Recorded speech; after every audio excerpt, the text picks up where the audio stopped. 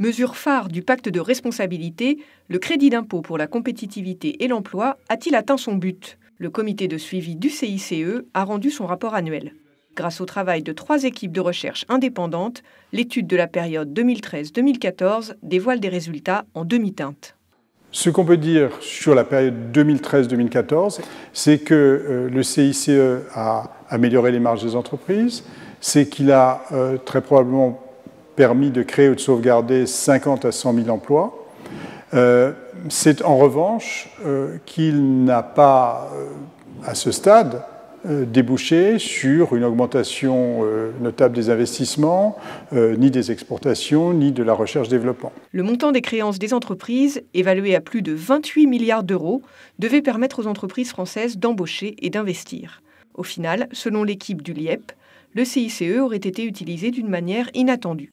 Nous, dans les résultats qu'on trouve, l'argent, il est passé dans les réserves des entreprises. Après, est-ce qu'elles ont distribué à leurs actionnaires ou est-ce qu'elles les mettent de côté ou est-ce qu'elles ont simplement remboursé de la dette? Ça, on n'a pas encore la possibilité de le mesurer, mais elles ont augmenté, disons, leur flux de revenus net.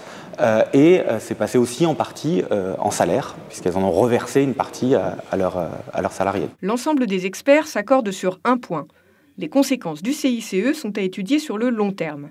Selon eux, tirer des conclusions sur une période correspondant à la mise en place de ce nouveau crédit d'impôt serait précipité. Le travail continue. On va avoir des données définitives, des déclarations annuelles de données sociales. Et puis, on a pointé un certain nombre de travaux complémentaires à mener, notamment sur les effets du CICE sur la démographie des entreprises. Il faut être prudent parce que c'est uniquement des effets de court terme. C'est des effets qui ne prennent pas en compte l'impact qui passerait par les créations, destructions d'entreprises. Nous, on observe uniquement les entreprises pérennes. Donc on a de bonnes raisons de penser qu'on sous-estime les effets du CICE.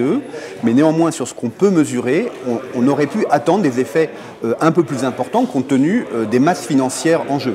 On est bien dans la situation où il nous faut encore un peu de recul pour s'assurer de l'effet du CICE. Il faut du recul parce que les décisions des entreprises prennent du temps.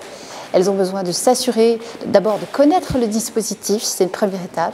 Ensuite, de s'assurer que le dispositif est pérenne. Et ensuite, elles s'interrogent sur, pour pouvoir prendre des décisions structurelles qui modifient leur comportement, il faut qu'elles soient sûres de la pérennité du dispositif. Le choc de compétitivité promis par le CICE n'a pas encore eu lieu.